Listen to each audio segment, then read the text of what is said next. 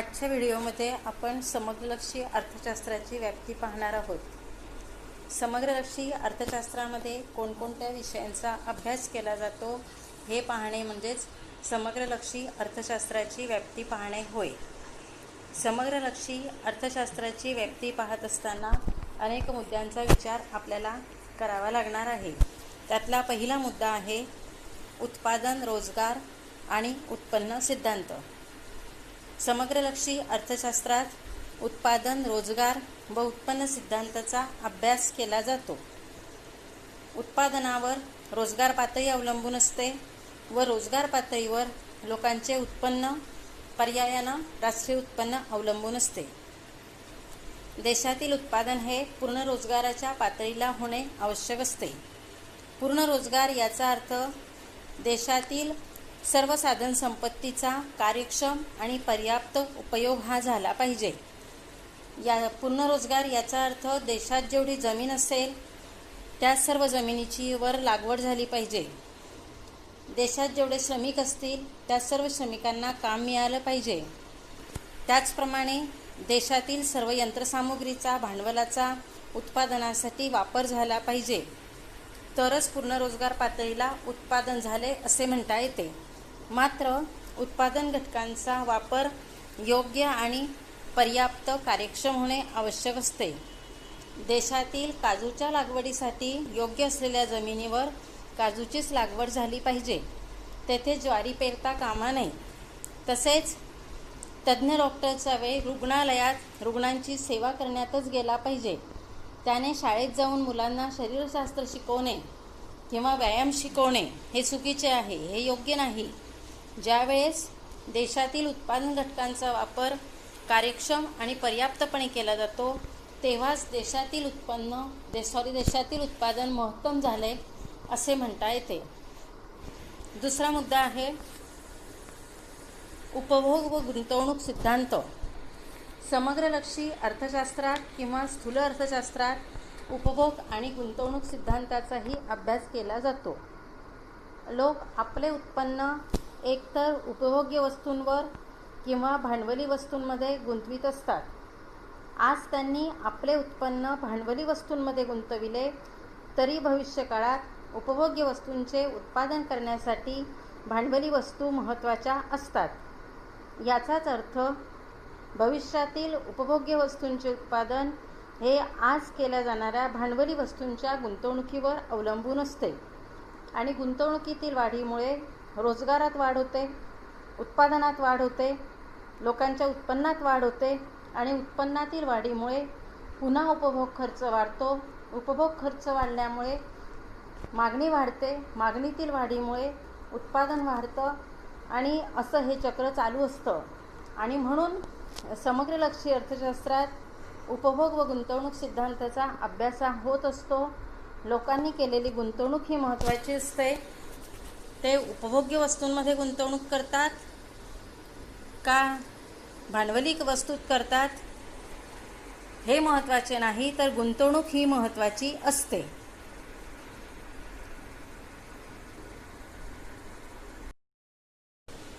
समग्रलक्षी अर्थशास्त्राच्या व्याप्तीचा तिसरा मुद्दा म्हणजे किंमत सिद्धांत. तर समग्रलक्षी अर्थशास्त्रात किंमत सिद्धांताचा अभ्यास केला जातो. किंमत सिद्धांतात किमतीत का बदल होतो, चलनवाढ व चलन संकोचाची किंवा तेजीची किंवा मंदीची परिस्थिती का आणि कशामुळे निर्माण होते, चलनवाढ व चलन संकोचाचे अर्थव्यवस्थेतील विविध क्षेत्रांवर, विविध घटकांवर कसे परिणाम होतात, या अवस्था चलनवाढीची आणि चलन संकोचाची अवस्था टाळता येतात का, इत्यादी बाबींचा अभ्यास हा समग्रलक्षी अर्थशास्त्रातील किंमत सिद्धांत ह्या भागात केला जातो.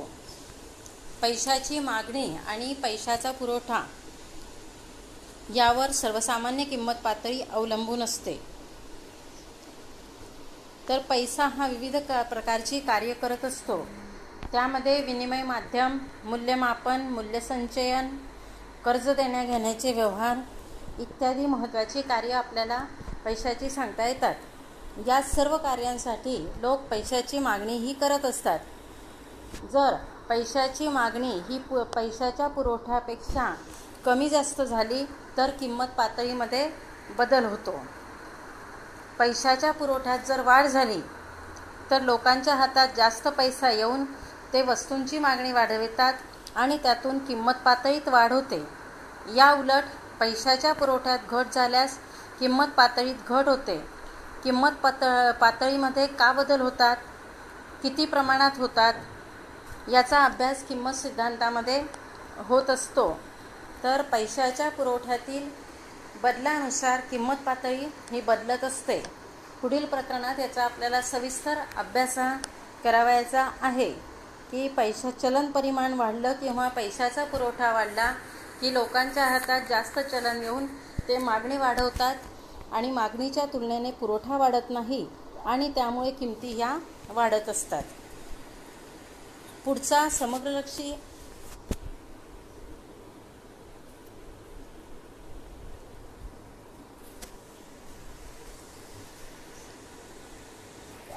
चौथा समग्रलक्षी अर्थशास्त्राच्या व्याप्तीचा मुद्दा आहे व्यापार चक्र सिद्धांत.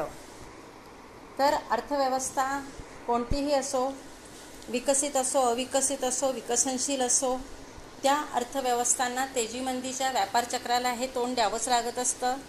कारण किमती ह्या नेहमीच स्थिर असतात असं नाही, तर त्यामध्ये बदल होत असतात. कधी किमती वाढत असतात तर किमती कधी कमी होत असतात. पण मर्यादेपेक्षा किमती वाढणं किंवा मर्यादेपेक्षा किमती कमी होणं हे उत्पादकांच्या त्याचप्रमाणे ग्राहकांच्या दृष्टीने सुद्धा धोक्याचं असतं, चुकीचं असतं आणि त्यासाठी किमती या स्थिर असणं गरजेचं असतं. किमती जर मर्यादेपेक्षा जास्त वेगाने वाढू लागल्या तर लोकांना त्यांच्या जीवनावश्यक गरजासुद्धा भागवणं अशक्य होतं. त्यांचा राहणीमानाचा दर्जा खालावतो. या उलट किमती मर्यादेपेक्षा कमी झाल्या तर उत्पादकांना तोटा सहन करावा लागतो, कारण त्यांना नफा कमी मिळतो आणि त्यामुळे ते उत्पादन कमी करतात, कर्मचारी कपात करतात आणि त्यामुळे रोजगारात घट होऊन अर्थव्यवस्थेमध्ये बेरोजगारीची परिस्थितीही निर्माण होत असते. तर अशा रीतीने किमती मर्यादेपेक्षा वाढणं किंवा किमती मर्यादेपेक्षा कमी होणं हे धोक्याचं असतं. विक्रेते आणि ग्राहकांच्या दृष्टीने ते चुकीचं असतं आणि म्हणून किमती ह्या वाजवी असाव्यात. तर किमतीत वारंवार का बदल होतात, ही किंमत वाढ टाळता येते का? आर्थिक स्थैर्य कसे निर्माण करता येईल? आर्थिक स्थैर्य निर्माण करण्यासाठी कोणत्या उपाययोजना कराव्यात?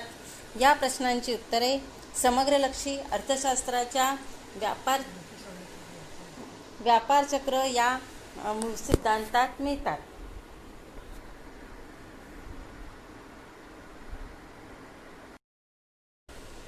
पाचवा मुद्दा आहे आर्थिक वृद्धी सिद्धांत. समग्रलक्षी अर्थशास्त्रात आर्थिक वृद्धीच्या सिद्धांताला अधिक महत्त्व दिले जाते. कारण अर्थव्यवस्था कोणतीही असो, आर्थिक विकासाचा दर उंचावण्यासाठी, आर्थिक विकासाच्या दरात वाढ होण्यासाठी ती प्रयत्न करत असते. अविकसित किंवा विकसनशील अर्थव्यवस्था या आर्थिक विकासाचा दर उंचावण्यासाठी प्रयत्न करतात. तर ज्या अर्थव्यवस्थांचा विकास झालेला असतो अशा विकसित अर्थव्यवस्था आर्थिक विकासाचा दर टिकवून ठेवण्यासाठी प्रयत्न करत असतात. जगातील सर्वच अर्थव्यवस्थांचा विकास सारख्याच वेगाने होत नाही. काही अर्थव्यवस्थांचा विकास वेगाने होतो तर काही अर्थव्यवस्थांचा विकास मात्र वेगाने होत नाही, संथपणे होत असतो. काही अर्थव्यवस्था मागासलेल्याच राहतात. काही अर्थव्यवस्थांची उत्पादन क्षमता वेगाने वाढते तर काहींची मुळीच वाढत नाही. असे का होते? यासारखे प्रश्न हे ॲडम स्मिथ, की ज्याला आपण अर्थशास्त्राचा जनक म्हणतो, तर त्याच्यापासून आजपर्यंतच्या अनेक अर्थतज्ज्ञांना भेडसावत आहे. कारण जर आपण अर्थव्यवस्थांचा अभ्यास केला तर आपल्याला असं दिसतं की ब्रिटनमध्ये लोकसंख्या ज्या दराने वाढली त्यापेक्षा तेथील स्थूलराष्ट्रीय उत्पादनात वेगाने वाढ झाली आणि म्हणून ब्रिटनची अर्थव्यवस्था वेगाने प्रगतीपथावर गेलेली आहे.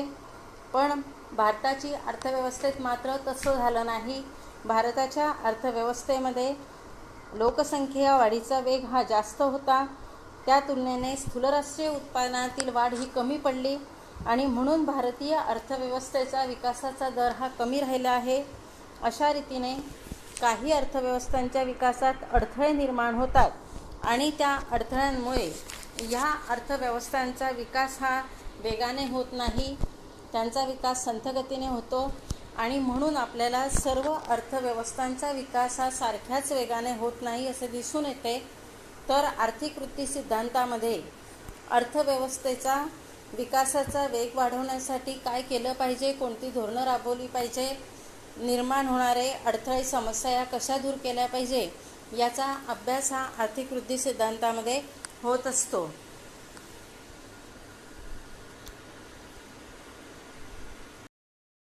समग्रलक्षी अर्थशास्त्राच्या व्याप्तीचा पुढचा आणि 6वा मुद्दा म्हणजे विदेश व्यापार सिद्धांत. तर विदेश व्यापार यालाच परकीय व्यापार, आंतरराष्ट्रीय व्यापार, परराष्ट्रीय व्यापार असेही म्हणतात. तर वर्तमान काळात जागतिकीकरण आणि उदारीकरणाच्या धोरणामुळे जगातील राष्ट्र ही एकमेकाच्या जवळ आलेली आहे. आंतरराष्ट्रीय व्यापारात वाढ होत आहे, पण काही वेळेला आंतरराष्ट्रीय व्यापाराचे अर्थव्यवस्थेवर विपरीत परिणामसुद्धा होत असतात. इतर राष्ट्रांशी व्यापार करताना या परिणामांची दखल ही घेणं आवश्यक असतं. तर विदेश व्यापार सिद्धांतामध्ये अनेक गोष्टींचा अभ्यास केला जात असतो, अनेक गोष्टींचा विचार होत असतो. त्यामध्ये आयात निर्यात, व्यवहार तोल, आंतरराष्ट्रीय किमतीच्या हालचाली, विदेशी मदत, विदेशी व्यापार धोरण, परकीय कर्ज व समस्या अशा अनेक बाबींचा विदेश व्यापार सिद्धांतामध्ये अभ्यास होत असतो. कारण विदेश व्यापारामुळे जरी किंमत स्थैर्य प्रस्थापित होत असलं, किंमत समानीकरण होत असलं, तरीसुद्धा त्याचे अनेक तोटेसुद्धा आहेत. कारण जर आपली आयात ही निर्यातीपेक्षा जास्त असेल तर त्या देशासमोर प्रतिकूल व्यवहार तोलाचा प्रश्न हा निर्माण होत असतो आणि प्रतिकूल व्यवहार तोलाचा प्रश्न मिटण्यासाठी तेवढे परकीय चलन त्या देशाला मिळवणं गरजेचं असतं आणि त्यासाठी आयातीबरोबरच निर्यातीत वाढ होणं गरजेचं आहे. आणि जी राष्ट्र विकसनशील असतात, अविकसित असतात, त्यांना तर विदेश व्यापार करत असताना, विदेश व्यापारात सहभागी होत असताना अनेक बाबींची काळजी घ्यावी लागत असते. कारण विकसनशील राष्ट्रांची आणि अविकसित राष्ट्रांची आयात ही केव्हाही विकसित राष्ट्रांच्या तुलनेनं जास्त असते आणि त्या तुलनेने त्यांची निर्यातही कमी असते आणि त्यामुळे त्यांचा व्यवहार तोल हा प्रतिकूल असतो आणि म्हणून त्यांना व्यवहार तोलातील प्रतिकूलता जास्त वाढणार नाही याची दक्षता ही बाळगावी लागत असते. पुढचा आणि शेवटचा मुद्दा म्हणजे विभाजनाचा सिद्धांत.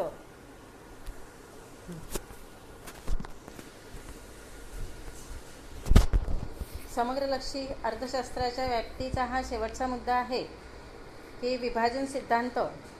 देशातील राष्ट्रीय उत्पन्नाचे वाटप कसे झाले आहे, ते समप्रमाणात आहे की विषम प्रमाणात आहे, याचा अभ्यास विभाजनाच्या समग्रलक्षी सिद्धांतात केला जातो. तर देशातील राष्ट्रीय उत्पन्नाचं वाटप कसं झालं आहे हा प्रश्न अविकसित अर्थव्यवस्थांप्रमाणेच विकसित अर्थव्यवस्थांसमोरसुद्धा असतो. एक वेळ दारिद्र्याचा प्रश्न विकसित अर्थव्यवस्थांसमोर नसतो, पण आर्थिक विषमतेचा प्रश्न मात्र विकसित अर्थव्यवस्थांसमोर असतो. कारण देशातील राष्ट्रीय उत्पन्नाचं वाटप समान करण्याचा कितीही प्रयत्न केला तरीसुद्धा ते उत्पन्न सर्व लोकांमध्ये सारख्याच दराने, सारख्याच प्रमाणात वाटलं जात नाही. साम्यवादी अर्थव्यवस्थांच्या अनुभवावरून आपल्याला लक्षात येतं की त्यांनी उत्पन्न समानीकरणाचा प्रयत्न केलेला आहे आणि त्यासाठी त्यांनी साम्यवादी अर्थव्यवस्थेचा स्वीकारसुद्धा केला होता. पण शेवटी त्या अर्थव्यवस्थांना उत्पन्न समानीकरणामध्ये अपयश आलं आणि साम्यवादी अर्थव्यवस्थेचं स्वप्न त्यांनी सोडून दिलेलं आपण आज बघत आहोत. तर अशा रीतीने राष्ट्रीय उत्पन्नाचं वाटप समान करण्याचा प्रयत्न हा प्रत्येक देशाकडून होत असतो. त्यासाठी करविषयक, खर्चविषयक धोरणाची अंमलबजावणी केली जात असते. कारण राष्ट्रीय उत्पन्नाचं वाटप जर असमान झालेलं असेल तर त्या देशामध्ये आर्थिक विषमता ही जास्त असते. आर्थिक विषमता जास्त असणं याचा अर्थ त्या देशातील गरीब लोकांचं प्रमाण जास्त असणं, दारिद्र्याचं प्रमाण जास्त असणं. आणि मग अशा देशांना, अशा अर्थव्यवस्थांना दारिद्र्य निर्मूलनासाठी कल्याणकारी योजनांवर फार मोठ्या प्रमाणावर खर्च करावा लागतो. म्हणजेच अनावश्यक कारणासाठी अशा अर्थव्यवस्थांचा पैसा खर्च होतो. आवश्यक कारणासाठी किंवा विकासात्मक बाबींवरती अशा अर्थव्यवस्था खर्च करू शकत नाही. पर्यायाने अशा अर्थव्यवस्थांचा विकासाचा दर हा खाली राहत असतो, निम्न राहत असतो. आणि म्हणून प्रत्येक अर्थव्यवस्था किंवा प्रत्येक देश उत्पन्नातील जी दरी आहे, आर्थिक विषमता जी आहे ती कमी करण्याचा प्रयत्न करत असतं. आणि त्यासाठी वेगवेगळ्या प्रकारची धोरणं ही राबवली जात असतात. तर अशा रीतीने समग्रलक्षी अर्थशास्त्राची व्याप्ती आपल्याला विविध मुद्द्यांवरून अभ्यासताही येत असते.